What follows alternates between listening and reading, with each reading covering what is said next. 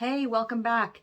It's Lara here with your horoscope for the Sagittarius total solar eclipse that's happening on December 4th, 2021.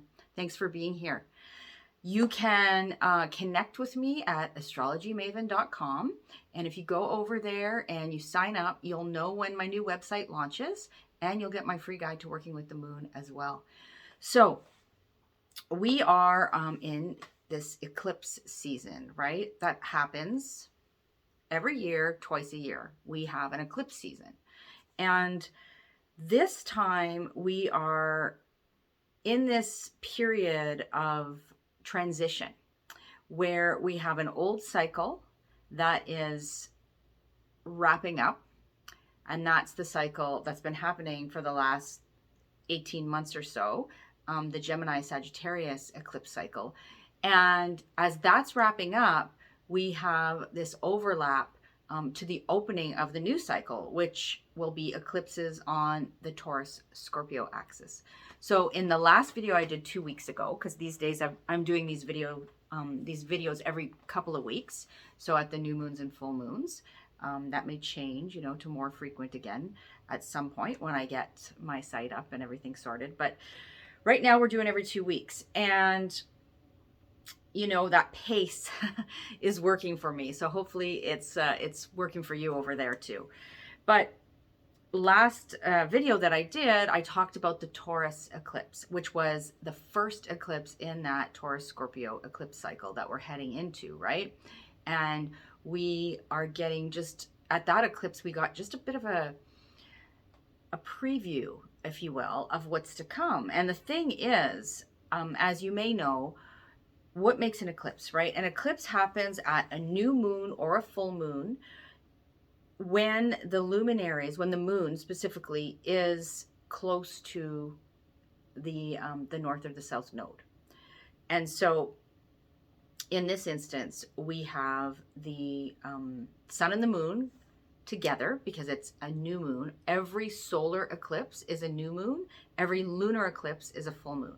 So at a new moon, the sun and the moon come together in the sky to conceive of something new, right? To birth something new.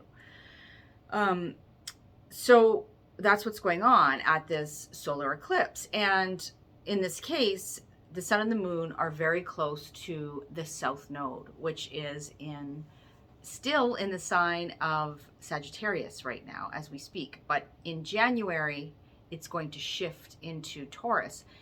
And into Scorpio. The north node will shift into Taurus and out of Gemini. But at that time, we'll probably get further confirmation, if you will, or further insight into what this Taurus Scorpio eclipse cycle that we're moving into is trying to show us, right? When the node actually changes signs. But right now, this is the last chapter in this 18-month story that we've been going through. And it is, like I was saying, this sort of transitioning, right? From one chapter to the next sort of thing. So we're going to dive into this Sagittarius eclipse. We're going to take it through all 12 signs like I do every time I do a video. So hang tight for that.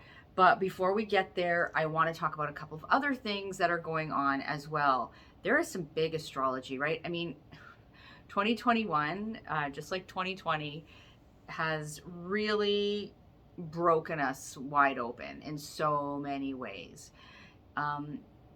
It has tested our mettle. It has required so much of us. And, at some points we've risen to the occasion, and at some points, maybe not so much. I mean, I know that's been me personally.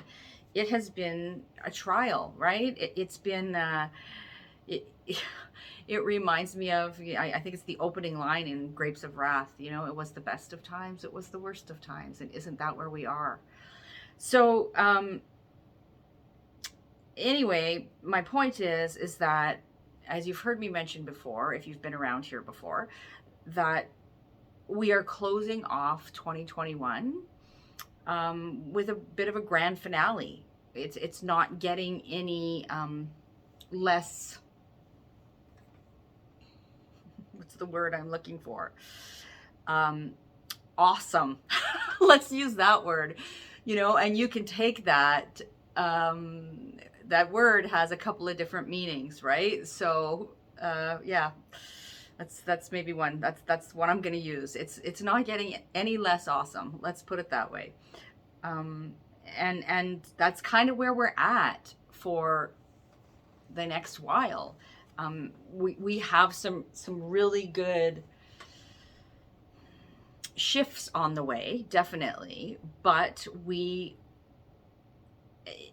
this situation that we're in globally, we're in it now. We're not, this is not something that's just going to suddenly, I like, some people have this idea, I think, like, the pandemic has instigated all of this, which it has. It's been a catalyst for so many other things. But, even when that winds down,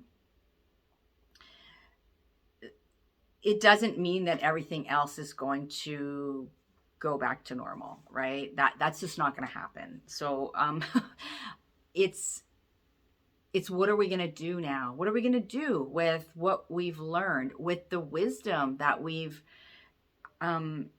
gained, hopefully, over this 18 months, right? Sagittarius, ruled by Jupiter in many regards, has to do with wisdom, whereas Gemini has to do with knowledge. And we've been trying to, there's been a lot of kind of back and forth between those two concepts. And we're trying to kind of wrap our heads around the difference between information and knowledge, and maybe intellect, right? All those things are Gemini, versus what is knowledge, or what is sort of truth, and what is wisdom, and that what is knowing, right? And those concepts are Sagittarian in nature. So it's been a wild ride, hasn't it? Trying to weed through all of that. And I think that some of us, myself included, are coming to terms with the fact that sometimes, maybe we were mistaking knowledge for wisdom, and maybe vice versa. So, there's so much more I could say about that. And I am going to say more about this eclipse. But I just want to, as I was saying, talk about a few other things that are transpiring that are also pretty significant, that are leading us into the middle of December. And then I'll be back again in a couple of weeks' time to talk about the new moon in Gemini, which is not an eclipse, the full moon in Gemini, which is not an eclipse, that is happening in a couple of weeks' time. So, first of all, today, the day that this video is published, I'm recording it a day early, but so Wednesday, December 1st, we have Neptune stationing direct at 20 degrees Pisces, right? So I'm not going to linger on this. Neptune is a very slow-moving planet. It retrogrades every year for like 5-ish months at a time. And so it only moves a very few degrees. And in this case, from 23 degrees Pisces to 20 degrees Pisces. And where it will station direct and start to very slowly, inch forward again. So this is a long process, Neptune moving through Pisces. And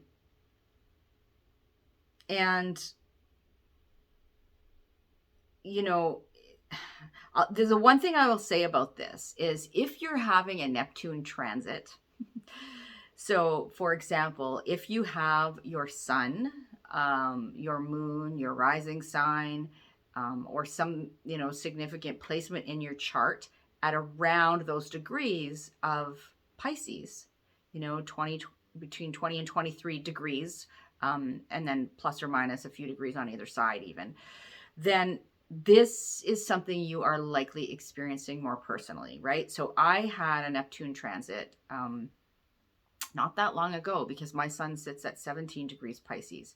And let me tell you, that was interesting to say the least. It was very, as Neptune is, it was elusive in some ways.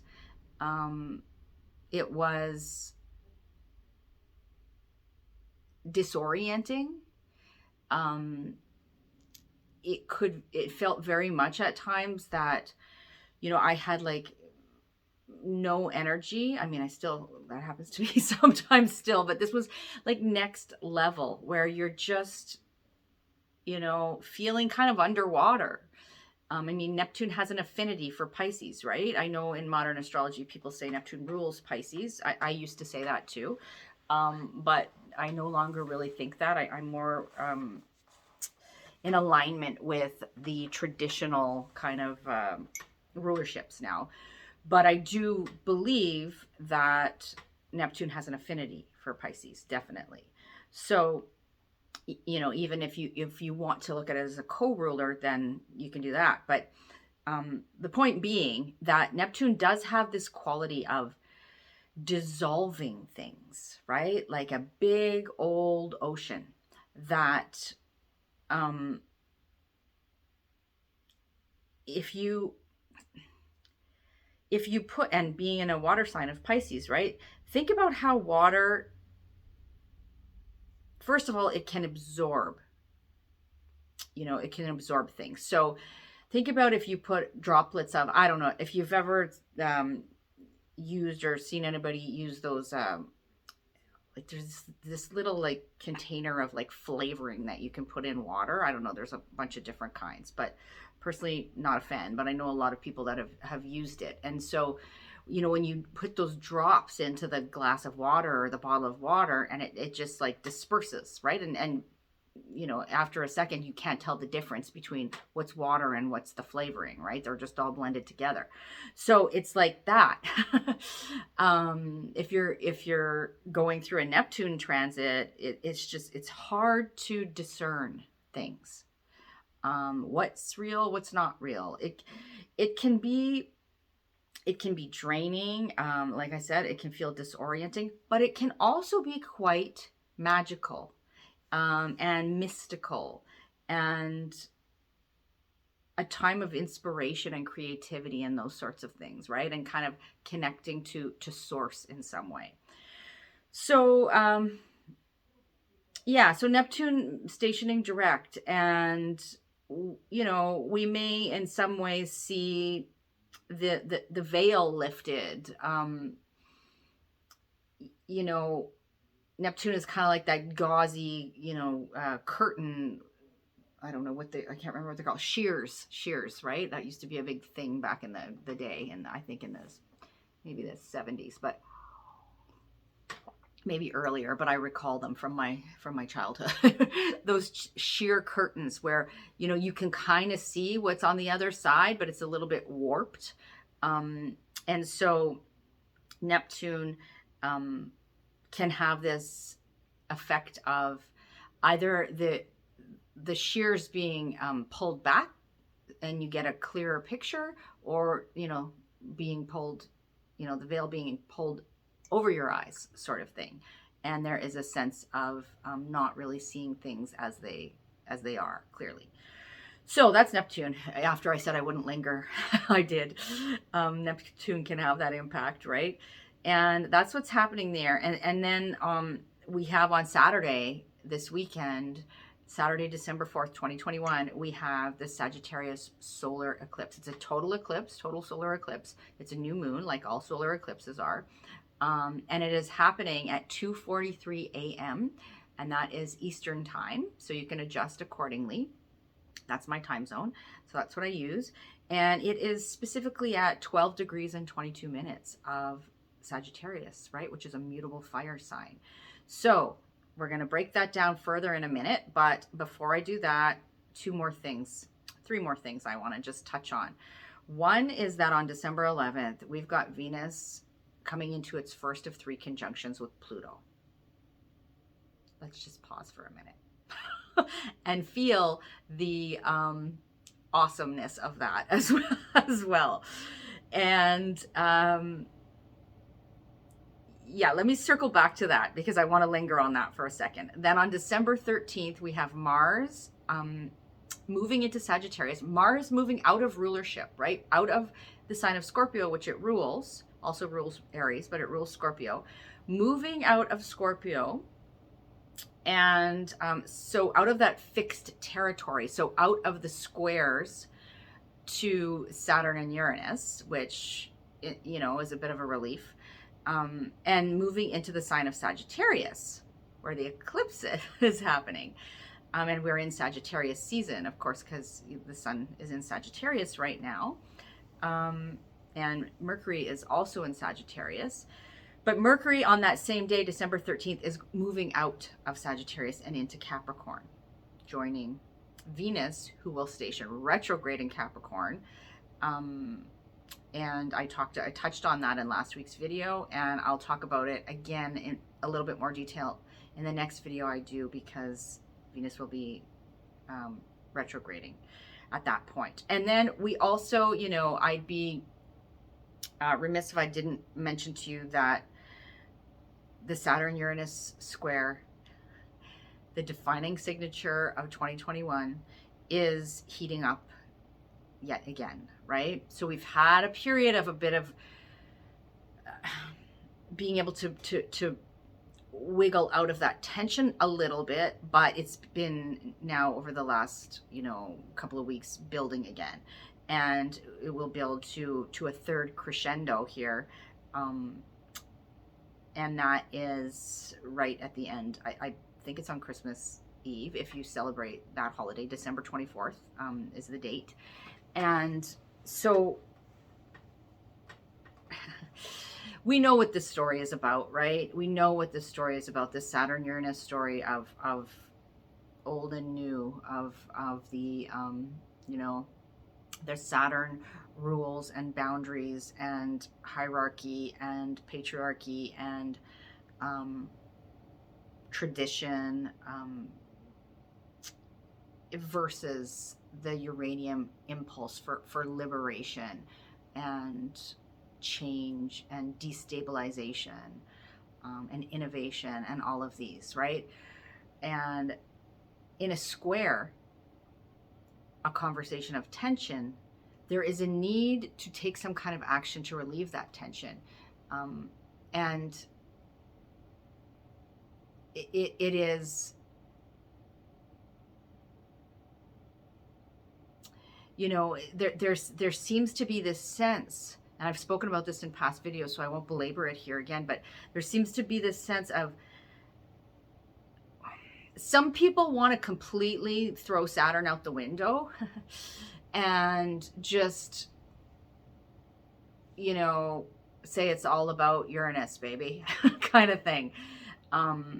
You know, out with the old, in with the new. But I don't think that that's what this transit is wanting from us. I think we are certainly being urged to do things differently, to envision a different future, to do away with the old things, structures, you know, all of those things that are not serving us. But it doesn't mean that there's nothing of value there. And so I think that's, you know, what we need to be mindful of. Okay, just want to talk a little bit more about Venus conjunct Pluto. So like I was saying to you, this is happening for the first time on December 11th. They are close to each other right now, but they will come into an exact conjunction in Capricorn at 25 degrees Capricorn on December 11th. And then again, once Venus is retrograde on December 25th, they will come into a second conjunction, right? So meet up exactly. And then again on March 3rd, when Venus is direct again.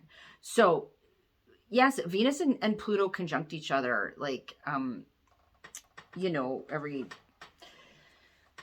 couple of years sort of thing, every, maybe even more than that. But this is different because Venus is retrograde. So there is this, it's not just one Venus-Pluto meetup, it's 3. So there is something here calling for our attention. And, you know, I feel like I can't do this justice here because what I really want to focus on is the eclipse. But essentially, Venus conjunct Pluto can be very magnetic, very potent. Venus is our relationships and our resources, right? And our sense of aesthetic, beauty. Venus speaks to issues around women and children, and we all know what's going on. You know, the trial, and a trigger warning here, the trial of Ghislaine Maxwell began on Monday. And I think in a collective sense, this Venus conjunct Pluto is going to be quite a spectacle in some ways, and very telling. You know, Pluto digs deep, gets to the bottom of things. Pluto uncovers the nastiness and the toxins that need to be purged, right? And it turns up the dirt. So if I recall correctly, actually, Ghislaine Maxwell has a stellium in her 8th house in Capricorn, where, if I recall correctly, where Venus and Pluto are coming into this conjunction. So something to keep your eye on, if you know, unless that's something that you know, you can't go there, and I totally understand. But I think it's something that I couldn't ignore, let's put it that way, when I, you know, was looking at the astrology in relation to the sort of world events. So personally, this can be a time of serious examination of the relationships in our lives and even of our resources. It can be serious examination of what we desire, what brings us pleasure, right? These are Venusian themes as well. Venus Pluto can be about like big money, in some way, shape, or form, you know, and your relationship to your resources, and really digging deep there. It can be very magnetic, and on the flip side, it can be manipulative. It can be seeing the underbelly of these sorts of issues, right? But the thing about Pluto is that Pluto doesn't do this just to be an asshole. It's like you know, Pluto is like I said, purging the toxins. It needs to happen, so that something new can be planted in that compost, so to speak. So, you know, I may say more on this if I get a chance to do another video or write something about it, you know, I will. But just know that the house that Capricorn sits for you, which is where the Venus-Pluto conjunction is happening, is getting an overhaul between now and early March. And so, you know, it can be a bit about sort of getting real in relation to these themes.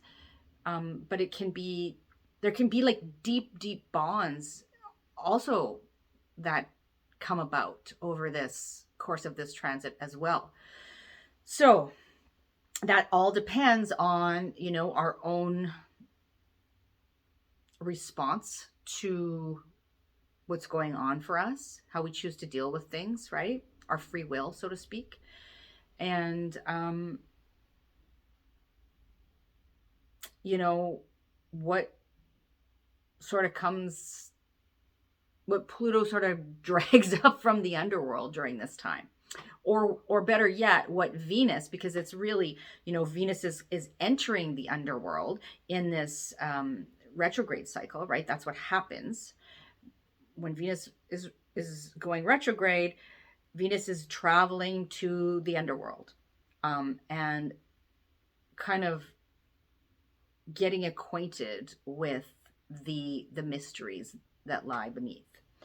So, yeah, that's what's happening there. Okay, now, if you have any questions about that or any personal experience, I'd love to hear about it. If you're willing to share, you know, reach out, put something in the comments. And of course, that goes with this eclipse cycle that we're about to talk more about here, in terms of like what's been going on for you these last 18 months in relation to this eclipse cycle. What's the story playing out, and how can you, and if you don't know, here's the thing, right? If you don't have awareness of what that is, and you're kind of like, I'm not really sure what this has been about for me, you may get clarity about that around the time of this eclipse, because sometimes that's what happens. You know, it's the ending of the cycle, and it's like, here we go. Like, this is, you know, if you haven't got the message yet, then you're going to, sort of thing. So let me know what's happening for you. I'd really be interested. Personally, you know, those of you who've been around for a while, you know, thank you. Thank you so much. And if you're new to my channel, thank you for being here. I really appreciate you. And I hope you stick around, you know, subscribe, thumbs up, all of that. It's very, very helpful. It's been a slow, very slow going growth, but I feel good about it. So, you know, I appreciate your support. But my point is that if you've been around here for a while, you've heard me talk about the fact that I have a Saturn-Venus conjunction in Aries in my 8th house. And this Capricorn, you know, this Pluto in Capricorn situation has been triggering that for me for a while now. And lo and behold, here's this Venus-Pluto conjunction that is, you know, squaring that Saturn-Venus conjunction I have in my own chart within a couple of degrees. So the fun never ends there, but it's been a process. That's why I kind of feel like, in some ways, a little, maybe touch wood, better equipped to manage this, because this Venus Pluto combo here, because I've had Pluto squaring my natal Venus for, which feels like forever. So anyway, yeah, that's Venus conjunct Pluto. So let's talk about this total solar eclipse a little bit more. That's happening in Sagittarius, right? Again, on December 4th at 12 degrees Sagittarius. So let me start by saying, if you have placements around that 12 degree Sagittarius mark, give or take a few degrees on either side, you know, or if you have placements in Gemini at around that point, or the other two mutable signs, Virgo, Pisces, then, you know, around that 12 degree mark, then this is a more personal experience for you with the eclipse.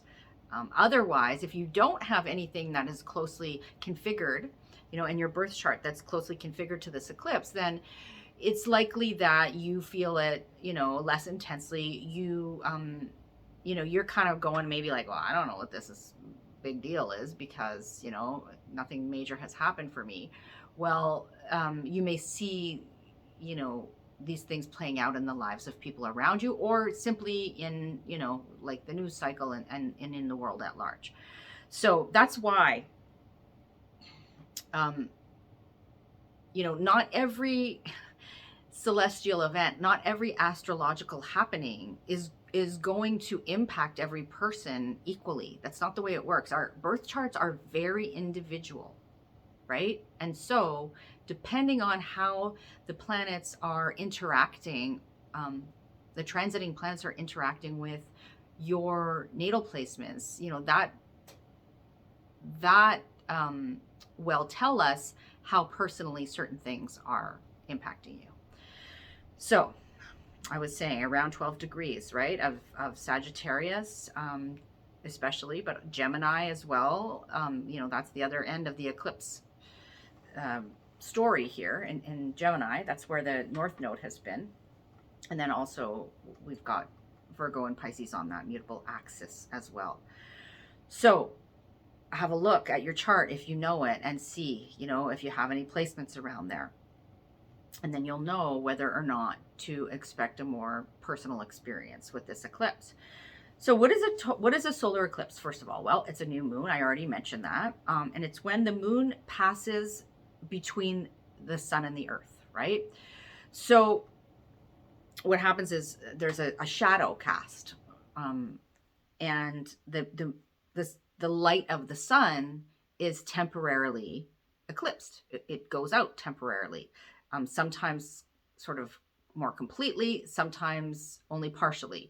And that will be experienced in different places in the world, depending on your vantage point, right? And the light of the sun, which is, you know, in this case, what's being overshadowed, is the life force, right? You know, the sun is it's the central organizing principle, to borrow a phrase from Demetra George. It is the life force. It is responsible for sustaining life on Earth.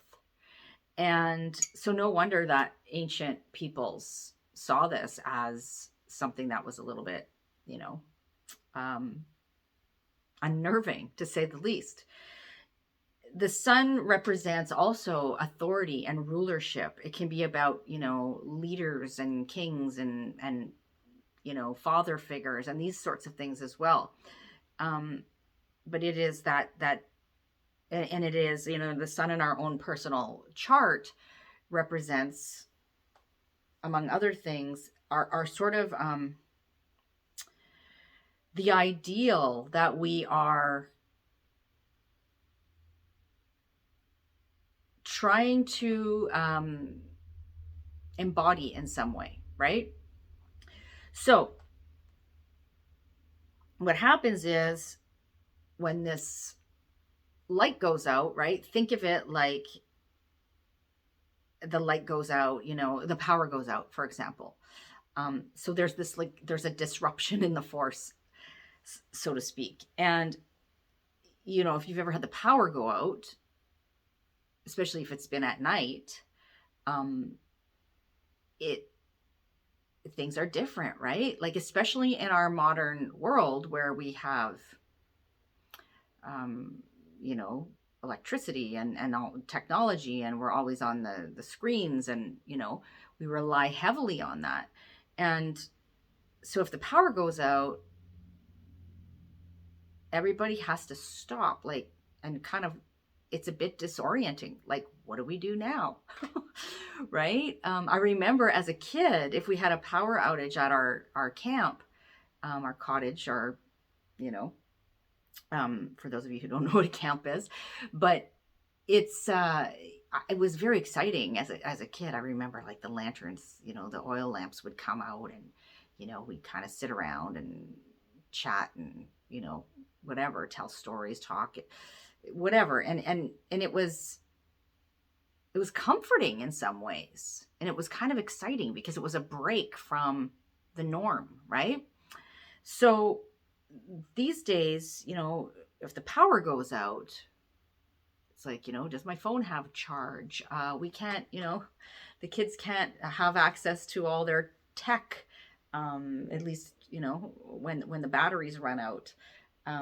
If the power outage lasts for that long, it's very, very disorienting. It disrupts our daily rhythm and routine. And that's what an eclipse does. And in some ways, it can be kind of, like I was saying, when I was a kid, it can be kind of exciting because it's different. It's a change from what we're used to, right? And if we're fortunate enough to have, candles and a cozy place, and a a fire to sit by and these sorts of things, then we can wait it out. We can pause and just wait until the lights come back on and have a break from our daily routine. And it is kind of like, that's the idea, ideally, around eclipses, is to take that pause. And it's like, don't make any sudden movements, because if you're trying to navigate around in the dark, well, if you've ever had to do that before, you can't rely on your sense of sight. You are relying on your other senses to guide you, and your sort of feeling senses, and maybe your hearing, these sorts of things. But it's different. It's different, right? And then when the lights go back on after an experience like that, we can kind of have two reactions. We might be like, bummer. I was kind of enjoying that, break from the norm. Or it can be like this, like, jolt of like, everything sort of looks different, right? It was this, like, we were short-circuited for a minute. And so we're seeing things in a different light. And that's kind of the energy of an eclipse. So what else do I want to say here? Just looking at my notes. This is the last eclipse. I already said that. Last eclipse in this cycle. And we won't have more eclipses in Gemini and Sagittarius for 9 years, but they will be in reverse. So this time around, we've had the North Node in Gemini and the South Node in Sagittarius. In 9 years, we will have the North Node in Sagittarius and the South Node in Gemini, right? But it will be on the same axis. And then in 18 years' time, roughly, we will be experiencing eclipses in the same configuration as this 18-month cycle we're just moving out of now. So, and like I was saying to you, in this case, this eclipse is happening on the South Node, which is speaking to some sort of release, even though it's a new moon eclipse, right? At new moons, we have new beginnings. It's inception points. It's times where seeds are planted and new things are conceived of. And oftentimes we are like launched into something. It's an eclipse, like the lights go out, right? And then the lights come back on and it's like, oh, we're doing this now, sort of thing, right? Or this is, somebody rearranged the furniture is an analogy I like to use. But so there's that sense of newness, but at the same time, it's a South Node eclipse. And the South Node is about what we need to release. It can be about the past. It's about this sense of like purging, right? It can be related to this notion of like purging the toxins or this like, this like, taking away of what's not serving any longer. So there is this interplay between past and future, between new and what's to come and what's happened, between like, in order to move towards the next chapter, we have to leave some things behind. So there's this, it all speaks to this notion of like, we're in this transition, we're in this point of integration, right? Of integrating everything that we have just been through and kind of going, okay, like what does this all mean, right? And particularly because these eclipses have happened on this axis of Gemini and Sagittarius, which is all about knowledge and wisdom and meaning, and, you know, information, the mind, you know, and our perceptions and what we know or what we think we know, all of these sorts of concepts. It's mind matters, it's philosophies, it's our perspectives, it's our, the other thing I actually was just looking at my notes here, the other thing I wanted to say is that there's been a lot of polarization that's happened, right? And I was thinking about this, and Gemini and Sagittarius are mutable signs, or what in traditional astrology, in Hellenistic tradition, were called double-bodied signs. And so, and if you think of Gemini as the symbol of the twins, right? So there's this divisiveness that has gone on over the last 18 months. And so I think that this notion of you know, the double-bodied signs reflects that, right? That these eclipses have been happening in those double-bodied signs. So there was a total lunar eclipse in Sagittarius on May 26th.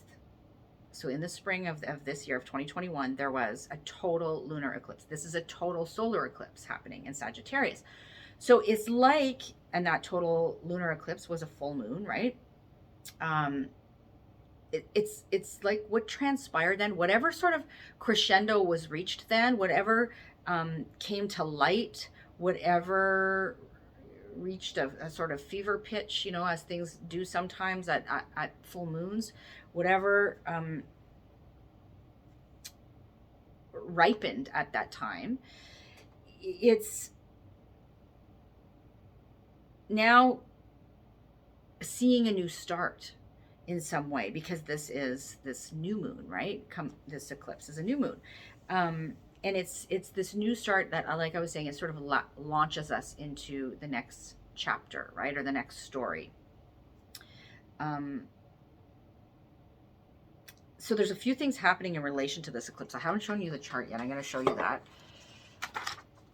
So here's the chart. So here we've got, right up here, you see we have the moon and the sun at 12 degrees Sagittarius. Quite closely, we have Mercury as well. And there is the South Node, which is about to move into Scorpio, right? In January, like I said. There's Mars in Scorpio, about to move into Capricorn. And, about to move into Sagittarius. And there's Venus in Capricorn, conjunct Pluto in Capricorn. There's Saturn in Aquarius, of course, and there's Jupiter in Aquarius. And this is something actually that I want to mention to you. Jupiter, we only have about 30 days of Jupiter left in Aquarius before it moves home for a while to Pisces. And this is something to celebrate in some ways, I believe. So I want to draw your attention here too. So we've got the sun and the moon, and there's a lot of these green lines going on here in this chart, right? Those are sextiles. I'm going to speak to that. We also have some trines and a square too. So the Jupiter and Pisces piece, just before I forget, I don't want to talk. I spoke about that when Jupiter moved into Pisces for a little dip there in the summer. And that was some welcome relief for a while in terms of some things anyways. And now we're going to have Jupiter moving into back into Pisces on December 28th. So that's a bit of a bright spot to look forward to. And I'll talk more about that later on, but I wanted to mention it here. So I showed you the chart. We see that the sun and the moon are actually in a conjunction with Mercury at the time of this eclipse, right? But the thing is Mercury is, how many degrees is Mercury at here? Let me look, 15. So within 3 degrees of this eclipse. And So Mercury has moved through this, what we call cazimi, this point where it's like right at the heart of the sun, right? Where we can have this like, it's like the sun is holding counsel with Mercury, and Mercury gets some insight and gets to be like really close to the sun and be under the protection of the sun. So we could have had, you know, these last couple days, some aha moments, some insights, that sort of thing. And now Mercury is moving away from that conjunction, but still within a few degrees at the time of this eclipse. Mercury is in detriment in Sagittarius, so it's in uncomfortable territory, right? It feels not at home in Sagittarius. It feels far from home, and it kind of doesn't have the tools it needs to really do its job. But it's not all bad.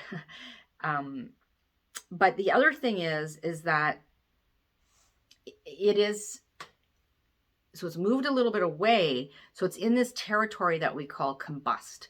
And that basically means that it's tending to the luminaries in this case, right? Because the sun and the moon are together.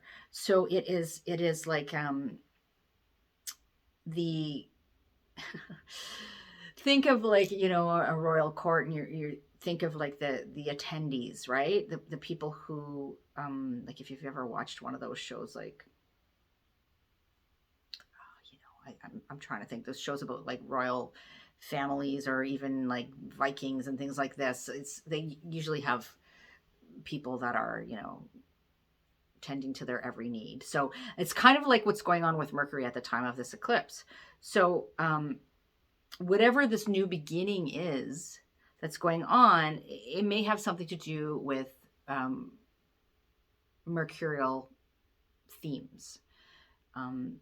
Mercury is in service to the sun and the moon at this time. Mercury is the shapeshifter. Mercury is the trickster. Mercury is the messenger. Mercury can move between the worlds, right? Mercury is about our communications and our thoughts and our mobility and these sorts of things. And so Mercury is being,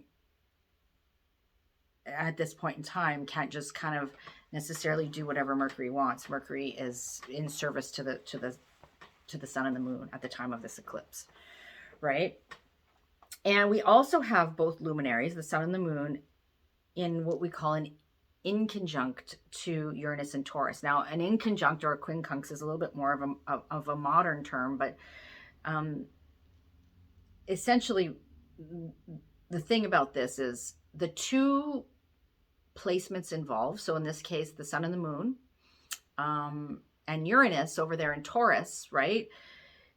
They're not seeing each other. They can be irritated because they don't have anything in common. And so they're not able to kind of wrap their heads around what the other one is trying to do or say or what have you. And so it can be a bit of an irritant. It can be a bit of a blind spot. The idea here is that adjustments are required, right? And so Mercury, the one who likes to bring the surprises, you know, is perhaps causing a bit of this uncomfortable sense of like, where do we go? What do we do? Kind of like, these changes are happening. They're out of my control. For many of us, what can I do about it? What adjustments here need to be made in order to deal with this, right? And then we've got Mars in Scorpio squaring Jupiter in Aquarius at the time of this eclipse as well. So this can be really, like, when you put Mars and Jupiter together in this configuration, it can be very energizing, very enthusiastic, very sort of virile, you know, if you will, strong. Mars is in rulership in Scorpio, and Jupiter is the ruler of this eclipse, right? Because Jupiter rules Sagittarius. But Jupiter is kind of under the thumb of Saturn still, has been for a long time, because first Jupiter moved through Capricorn, Saturn also rules Capricorn. Now Jupiter's moving through Aquarius, still in one of Saturn's homes, right? So, you know, Jupiter is kind of really getting ready to get the hell out of Dodge and move home for a while into Pisces, but it's still got a little bit of, you know, Saturn's still kind of standing there, you know, lecturing Jupiter for a while. And, you know, so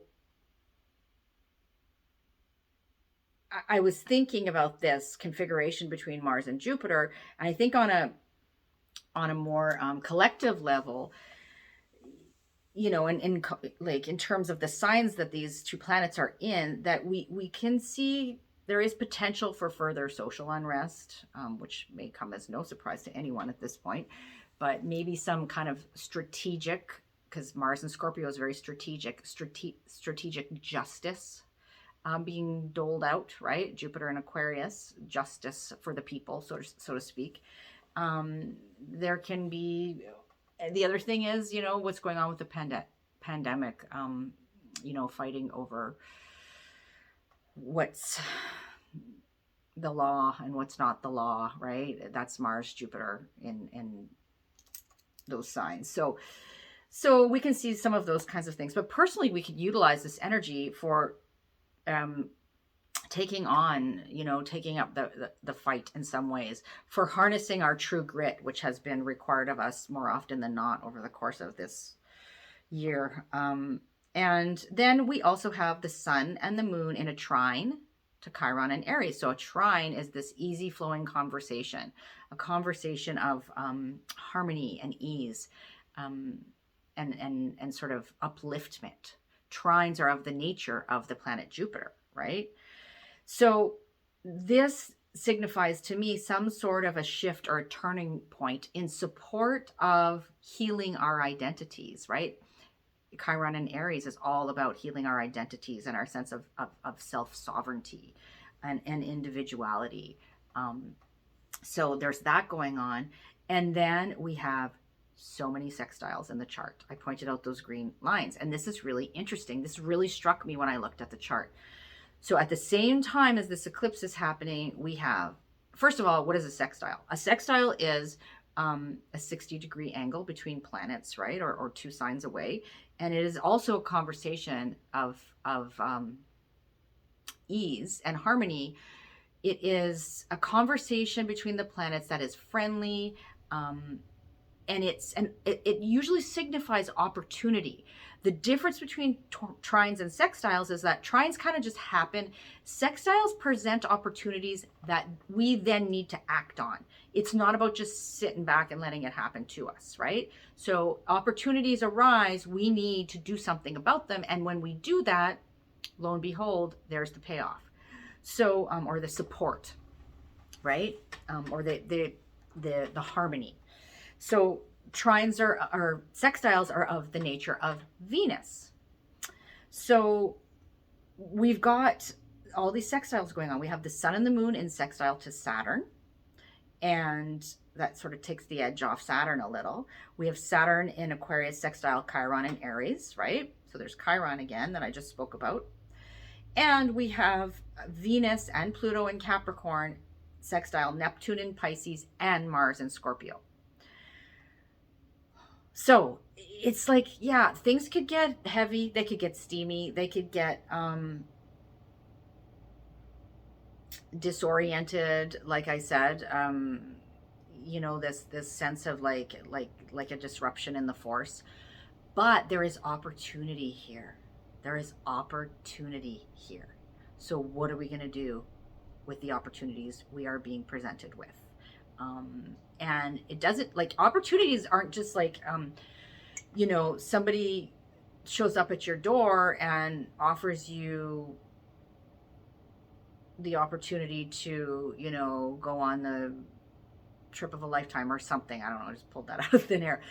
It's like, sometimes opportunities come in disguise. Sometimes opportunities come in the form of difficulties that we need to navigate, you know. But we know by looking at this chart, there are opportunities. Opportunities abound in this chart. So what are we going to do with the opportunities that are presenting themselves to us is the big question, right? And everybody has to answer that for themselves. You know, and we as a human global family have to, you know, sort our shit out and figure out what we're doing with the opportunities that are being presented to us. So I just want to reiterate, people with placements around 12, Sag, and the other mutable signs, right, will feel this most personally and potently, this eclipse. And then after this eclipse happens and those energies start to wane, the mutable signs, Gemini, Sag, Pisces, and Virgo, get a bit of a break for a while, all things being equal, right? Of course, it depends on your personal chart, but because the eclipses are then going to move into the fixed signs. Where we've already had some crunchy astro. So because of the Saturn-Uranus square that's been going on. So, and the cardinal placements, you know, like I already said, are experiencing that Venus-Pluto for a while there until the spring, until March, early March. So let's take it through the signs. Let's speak to where is this eclipse happening for you? Which house is it in? What themes are being stirred up? Where is there, you know, this sense of a disruption in the force, so to speak? Where is there this sense of this kind of like time-bending interplay between past and future, between like where's this transition happening? Where have you been called to really make changes in terms of your philosophies, your beliefs, your worldview, maybe in the realm of you know, higher education or teaching, publishing, learning, these, you know, the law, justice, these are all Sagittarius themes, adventure, but really wisdom. Where has what wisdom have you gained in this area of life that can be integrated now moving forward? And what things did you maybe think were wisdom that you got a rude awakening perhaps over these last 18 months and realized, you know, maybe that wasn't so wise at all, and maybe those are things that I need to leave behind? Or, you know, how has your perspective shifted over these 18 months? What kind of ideologies, that's very Sagittarian as well, do you need to perhaps let go of, as this is a South Node eclipse, right? Before moving forward. So, I could go on and on. And we're already at the hour mark. So let's go through the signs. Listen, like these general forecasts are always based on rising sign, right? And if you listen to your rising sign, if you know it, that will be the most accurate and reflective of your sort of real world experience. You can also listen for your sun sign. It will be also, you know, you will see some parallels there and some resonance. And you can also listen to your moon sign, and your moon sign tends to speak more to sort of the internal shifts that are happening, right? And perhaps things in relation to sometimes your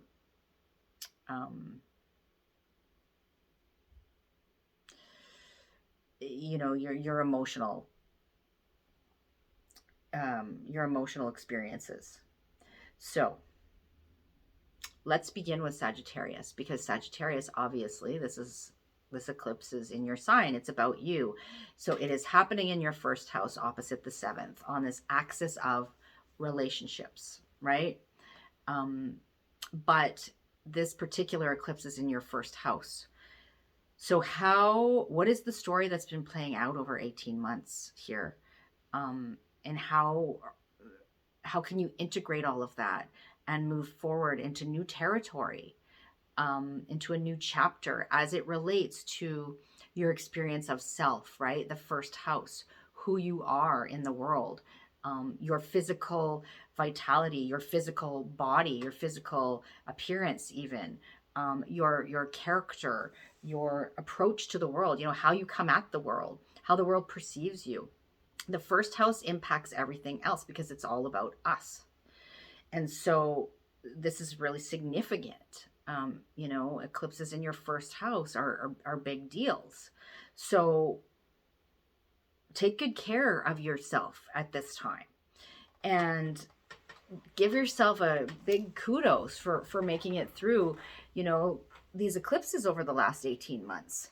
And think about what wisdom have you gained, right? And how has your perspective shifted and changed, and how, what ideologies surrounding the self and those first house themes that I spoke of, and relationship in general, right? Your relationship to yourself, most notably in this case, but also relationships in general, right? How has your thinking evolved around those themes? So, and where are you, how are you ready to kind of like move on now? So I think I'm going to leave this short and sweet, sign by sign, because we've covered a lot of territory in the intro. So please listen to the intro. And please leave me a comment, if this is impacting you, if you're a Sag rising or if you have significant Sag placements. I'd really, really be curious to know what this story has been about for you. Yeah, I have a son with a moon in Sagittarius. And so I've witnessed this evolution for him in that way over the last 18 months. Okay, so I'm going to move on now to Scorpio. So Scorpio rising, also sun or moon, you can be listening for that as well.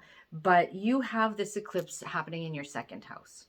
And this is opposite the 8th house. So this is the axis of resources. Your personal resources, your money, your time, your energy is second house versus other people's resources, right? And your entanglements with other people, which is the 8th house. But for you, Scorpio, there has been a story playing out that deals with resources largely. And in this particular case, this eclipse in Sagittarius is happening in your second house of your personal resources. So this is the money you make from your skills and talents, how you get your basic needs met, your relationship to your own, resources, and how those come in and are, those come in and go out, right? Sort of thing. And it's about what you value, which can be even things like material possessions and that sort of thing as well. So there's been an evolution going on for you over this 18 months of these eclipses. And now you're at this transition point. You're at this point of like, what wisdom have I gained in this realm of resources, of personal resources? What did I used to think that I think differently about now in relation to these things? What,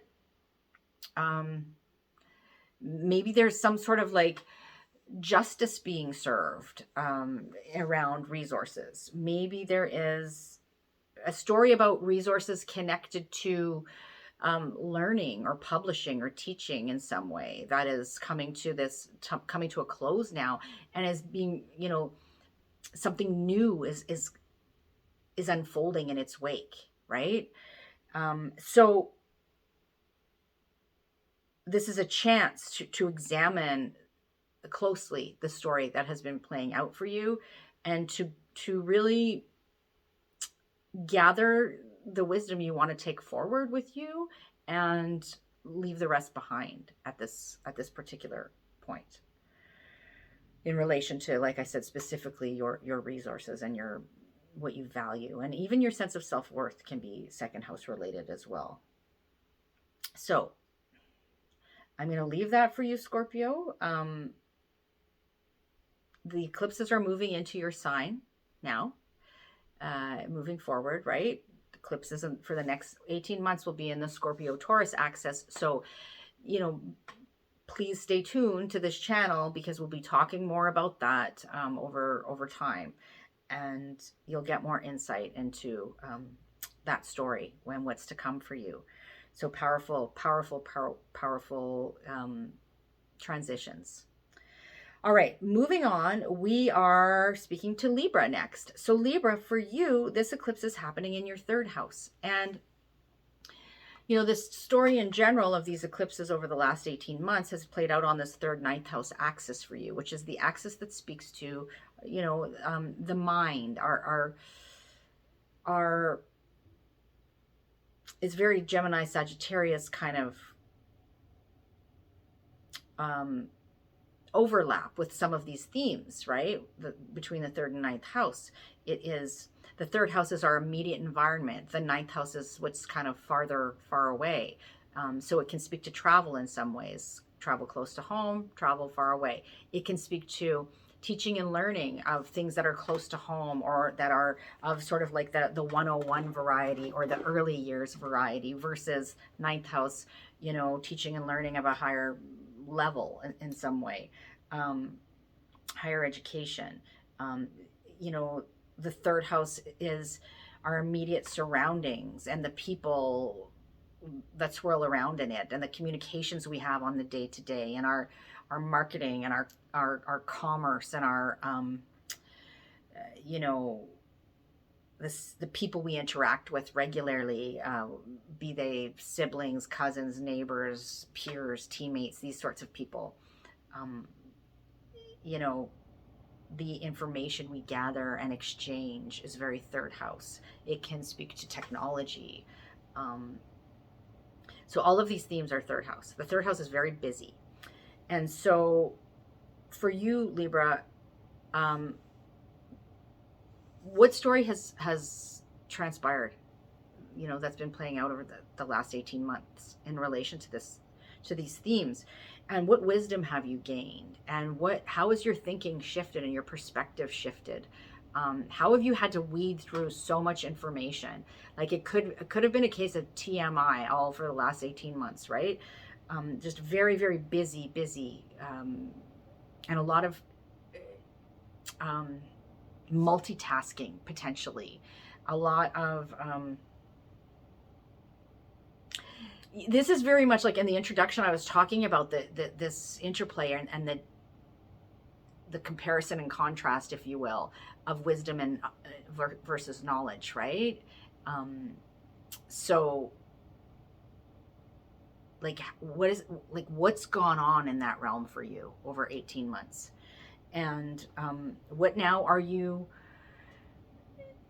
needing to leave behind? And what wisdom are you going to take forward with you to the next chapter as we move away from this story and into a new one? Okay, so that's for you, Libra. I'm going to speak to Virgo now. Virgo, for you, this is happening in your fourth house. So these eclipses for the last 18 months in Sagittarius and Gemini have been hitting your fourth and 10th houses. This is the axis of private life, fourth house, versus public life, 10th house. Home, family, roots, living situation, real estate, these sorts of things, emotional security, all fourth house where this eclipse is happening, versus 10th house where the Gemini eclipses have been happening, which is public life, public reputation, authority figures, your own authority,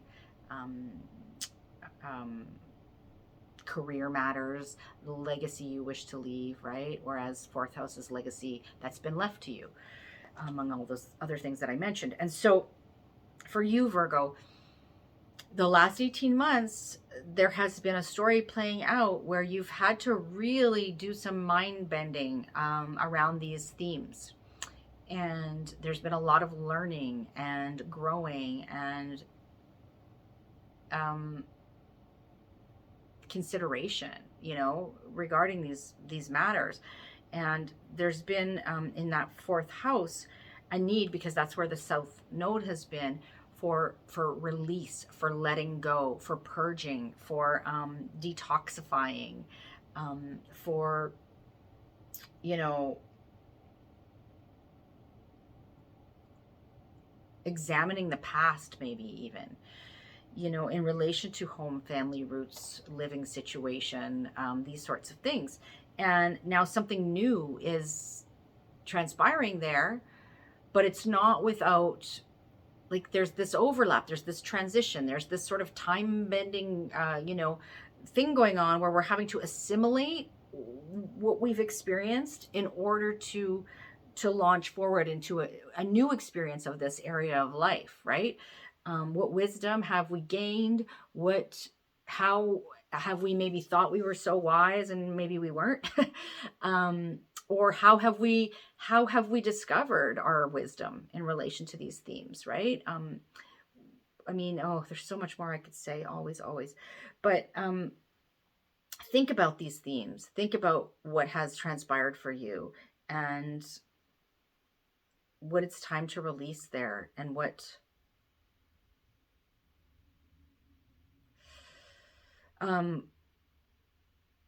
how are you going to be wiser for these experiences that you've had over these last 18 months? And what can you do with that, right? So, okay, I'm going to leave that there, Virgo. Please listen to the introduction. There's a lot that's been said there that I don't want you to miss. So I'm going to move to Leo now, where Leo, you have this eclipse transpiring in your 5th house. So you've had the eclipses on your 5th, 11th house axis in Gemini and Sagittarius. And so Sagittarius in the 5th and Gemini in the 11th. And this 18-month story now is coming to, is wrapping up, and you're assimilating things that you have, experiences you've had, things that you've learned, insights, you know, wisdom gained, perspective shifts, all of this in relation to your own sense of pleasure, 5th house, how you have fun in life, your creative pursuits, your creative self-expression, your individual contributions to the collective, your children, very much, you know, if you have children, you work with children, or children are a major feature in your life, or you've been going through some experience of, you know, that's child related or pregnancy related, or these sorts of things. This is very 5th house. And so what wisdom have you gained over the course of this period of time? What do you need to release? What do you need to let go of here? This is a South Node eclipse. What, where did you think you maybe knew it all and you got a bit of a rude awakening maybe, or some things were validated for you, or, you know, you had to really shift your perspective. You had to, you were being called to kind of examine your staunchly held beliefs and ideologies about these 5th house themes.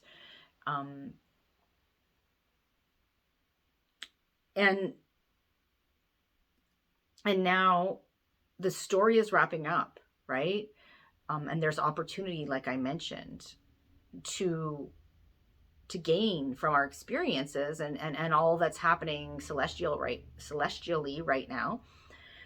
But we have to do something about it. Like, it's not just going to fall into our lap, like I said, right? We also, you know, there's this idea here on the 5th, 11th house axis of individual contributions versus the 11th house, which is like the group, or like can be friends, allies, supporters, vision for the future, right? And these two houses have been involved in this eclipse cycle, so we can't kind of look at one without looking at the other. So how have those themes been interwoven during this eclipse cycle, right? And again, I always like to say that this axis can speak to, like, if it's not you that's having these experiences, it may be your kids in the 5th house that are having experiences that have to do with friends, allies, supporters, you know, whatever. I've seen that happen countless times, and I've had my own experiences with it as well. So, yeah, Leo, that's where the shift is happening for you. And take some time to reflect on these themes and where you want to, like, what do you want to do with the wisdom that you have gleaned over these last 18 months. Okay, so please listen to the intro, Leo. I'm going to move on to Cancer now, where Cancer, you have the eclipse happening in your 6th house, which is a house that has to do with your daily grind, so to speak, right? It is the routines, your daily routines. It is the hard work and labor that goes into daily life. How you are in service. Sometimes it's about your work that you do on the day-to-day, paid work or unpaid work. It can be about your like health and wellness, like illnesses, chronic illnesses sometimes. It can be, yeah, things health related. It can be about pets as well. And so, and this 12th house, across the sky, we can't ignore it because it's been part of this eclipse cycle as well. And that is about also health, but more usually like mental, spiritual health. It is about how we retreat rather than like the daily grind. It's how we retreat from the daily grind.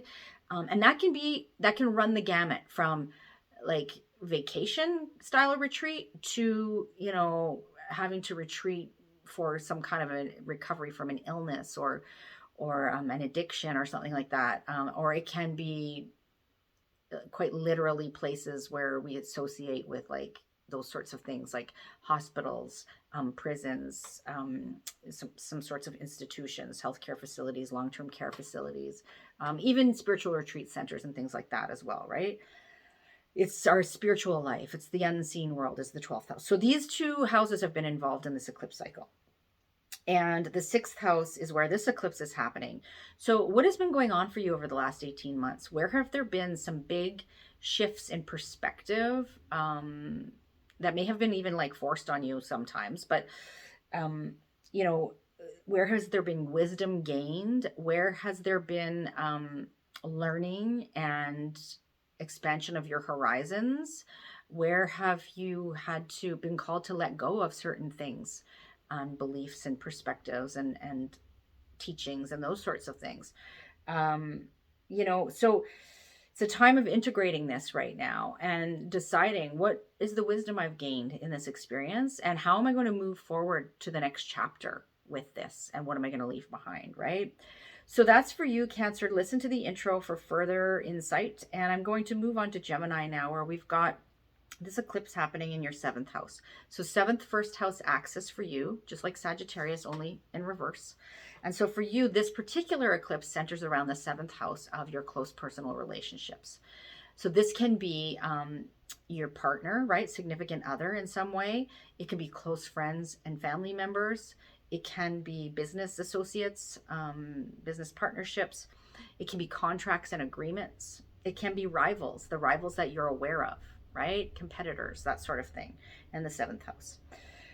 So what's gone on in this realm in terms of relationships and in terms of the others in your life, which is 7th house, your relationships, versus the self, which is the 1st house, right? The other spot in the sky that's related to these eclipses that have been going on in the last 18 months. So like, how have your relationships morphed and changed? How have you been called to let go of maybe some relationships, willingly or not? How has your perspective changed in regard to certain relationships, right? What have you learned? What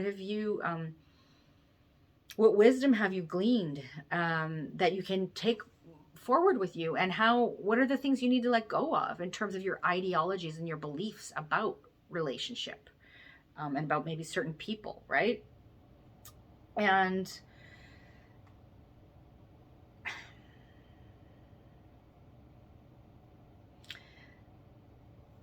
what are the opportunities that are being presented to you, and what are you going to do with that moving forward? So this is the closing of a chapter and the simultaneous opening of a new one, right? Endings and beginnings are what eclipses are all about. And so what does that look like for you in relation to these houses, in relation in this specific case to the 7th house that I spoke to? And please listen to the introduction for further sort of layers, right? So that's for you, Gemini. I'm going to move on to Taurus now. Taurus, for you, this eclipse is happening in your 8th house. Pardon me. I had to lubricate there. And so the eclipses in general over the last 18 months have been on this axis of resources.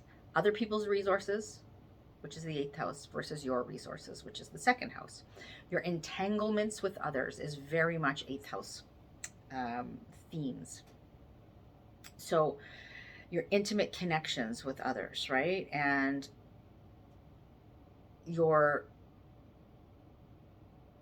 how that impacts us on a deep psychological level, and the skeletons in the closet and all of those things are 8th house. So what have you learned over this 18 months about your entanglements with others, about your connection with other people's resources, right? Like that. And when I say other people's resources, that can be money that comes or goes through like a business, but it could be more readily things like taxes, debt, insurance, loans, wills, inheritance, bursaries, scholarships, all of those things can be 8th house connected to the 8th house. The 8th house can be about this notion of death and rebirth, right? So we think of it sometimes as like transformation and that cycle of death and rebirth. So what have you learned in relation to all of those things? How have you been called to shift your perspective? To what wisdom have you gained? What adventures have you gone on? What teaching and learning has happened around these themes?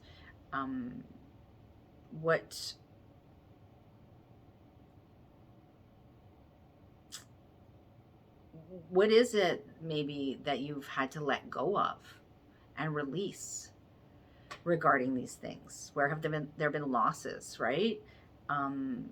And maybe that have sort of shaken your belief system in some way. And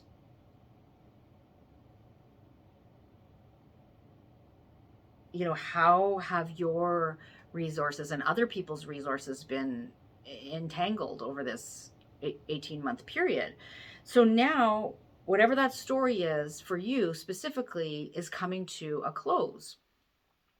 And we're being asked to integrate all of the learnings that we've had, and what wisdom can we glean from the experiences that have happened over the 18 months of these eclipse cycles, and now opening a new chapter in relation to these themes is what's on the horizon. And for you, Taurus, just like Scorpio, you're entering into a period of 18 months where the eclipses are going to be in your sign and your opposite sign, Scorpio. So you're going to have some big shifts and changes happening in your life over these next 18 months. So stay tuned to this channel for further insight into that. All right, so I'm going to leave that there, Taurus. I'm going to move to Aries now. Aries, for you, the eclipse is happening in your 9th house. So you've got themes of higher learning, of justice, of wisdom, of truth-seeking, of expanding your horizons, of potentially connection to people that are at a distance from you, foreign cultures. Travel sometimes is 9th house related. It is our ideologies, so our belief systems. So what big learning has happened for you over the last 18 months in relation to these themes? Where have you had to embrace certain lessons? And where have you had to let go of certain, maybe, long held beliefs about how you kind of thought the world worked, or what you maybe perceived as wisdom at one time, and now maybe are having a change of heart about that. And there has been a lot of learning that's gone on over the last 18 months. And there's been a need to let go of some things, right? Some beliefs and some, maybe even your sense of adventure has been a little bit checked. Well, no doubt, when people haven't been allowed to travel far and wide. But so Aries, what have you learned through this experience? What wisdom are you taking forward with you, and what are you leaving behind, whether by will or because you don't have a choice? This is the end of a chapter, and it is the beginning of a new chapter in this area of life for you. So in that way, it's very exciting, right?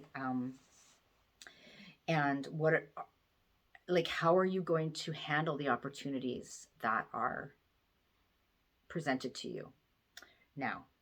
So listen to the intro for further details, Aries, and I'm going to move on here to Pisces, where Pisces, we have this eclipse happening in your 10th house. So this speaks to your public life, your career, your worldly ambitions, the legacy you wish to leave, authority figures, in your own life and how you relate to them, or your own sense of authority as well. These eclipses are happening on this axis of parenting, of your material security, which is 10th house, versus your emotional security, which is 4th house. Your sense of private life, which is 4th house, versus your public life, which is 10th house, right? Your home base, which is 4th house, versus out in the world, which is 10th house. So this particular eclipse is in the 10th house, and there's some things. There may have been this may have been a big period of learning for you, or teaching even, and perspective shifts, and gaining wisdom, and perhaps learning to release some things that you thought you knew, ideas that you had, perspectives, worldviews, and this may have all happened very publicly for you, with the South Node in Sagittarius in the 10th. It could be, or in relation to your career in some way, right?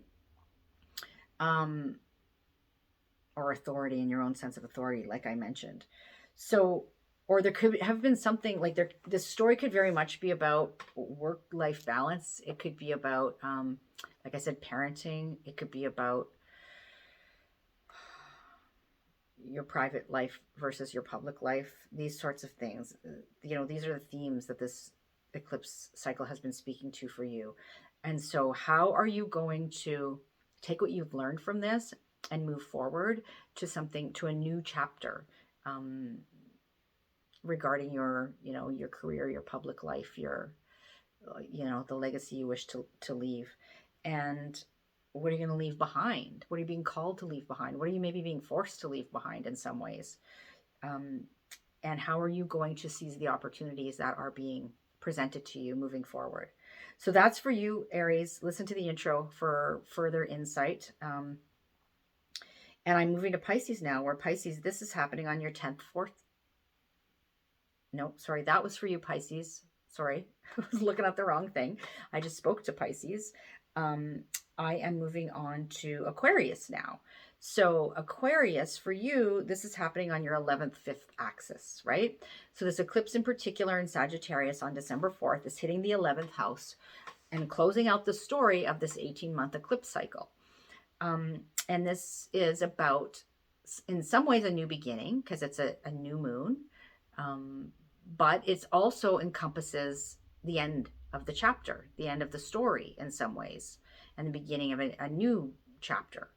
In relation to 11th house themes of friends, the group, networks, your allies and supporters, your sense of, your vision for the future.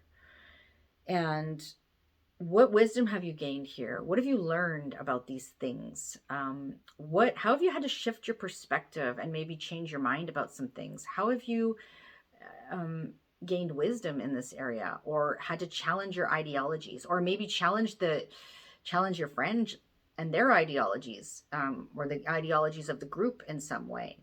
How have you learned and grown in this arena, right? What wisdom have you maybe, like, where did you maybe used to think you were wise in this area and you've learned a few things? You've had to release some of those beliefs, in relation to the 11th house. And then we've got the 5th house across the sky implicated in this eclipse cycle as well, which is your individual contributions, your creative self-expression, children, issues around children and pregnancy, and pleasure, how you have fun in life. So, get ready for the next chapter and reflect on what you've learned and how you've grown over these last 18 months in relation to those things. And think about how you're going to seize opportunities moving forward. Okay, Aquarius, listen to the intro. So much more in there for you, so don't miss that.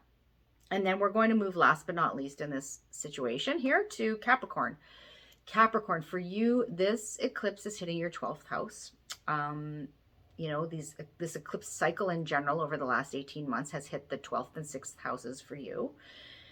And we are coming to the end of the story in some way, shape, or form. And what has that story been about for you? It's been about 12th house themes and 6th house themes, and shifting our perspective there in some way, and learning and information gathering, and a lot of busyness maybe, and a lot of challenging your ideologies and your shifting of beliefs, and maybe adventures that have been, either maybe happened close to home versus far away, and these sorts of things. So, but really, Capricorn, the themes here for you speak to health and wellness on the 6th house. They speak to how you retreat versus how you engage on the day-to-day. The 6th house, right, which is where Gemini is for you. That's not this eclipse, but we've had eclipses there, is about your daily routines and your wellness, and how you are in service and the hard work that you do. And it can be about pets as well. And then we've got the 12th house, where this last eclipse in the cycle is closing out the story. And this is about your mental and spiritual health. It is about what goes on behind closed doors. It is about how you retreat from the world and spend time in recovery, recuperation, rest, convalescence. It can be quite literally like getting away from the world via vacation, or it can be, having some connection to like institutions like hospitals and long-term care facilities and rehab facilities, prisons, spiritual retreat centers, anything like that. Can be about your dream life and your relationship to the unseen even. It can be, it's like wrapping up of a cycle. It's the 12th house, the last house, right, in the zodiac. It is, so we can have like endings here, but endings always make way for new beginnings in some way. So we have to keep that in mind. So Capricorn, take good care of your mental health. Retreat if you need to right now. Press the pause button. We talked about in the intro that notion of the lights going out and everybody just having to kind of stop for a minute and get their bearings. That's kind of where you're at right now. And that's perfectly okay. That's where you need to be at. But know that there's an opportunity for a new chapter here. There's a new chapter beginning in relation to these themes. And you're being called to, like, what have you learned here over the last 18 months that you're taking forward with you? And what are you leaving behind? What is it necessary to let go of and to leave behind regarding those things? How's your perspective shift and wisdom been gained, and ideology has been challenged in some way around those themes, right, that I just spoke to? And listen to the intro, please, because there's all kinds of things that I talked about there as well that pertain to the astro that we're in right now and to this eclipse in general. So, okay, that wraps it up. And I'm wishing you well. Please let me know how things are playing out for you. Let me know if you found this helpful, and let me know if you have any questions. Put them in the comments below. I will see you, on Facebook and Instagram if you're over there. The links to those are below. If you want to catch me there, you can. If you want to get on my email list, then you can do that at the link below as well. And otherwise, I will see you in a couple of weeks' time to discuss the new moon. Why do I keep saying that? The full moon in Gemini, and the other astro that will be accompanying that. All right. Take good care. Bye for now.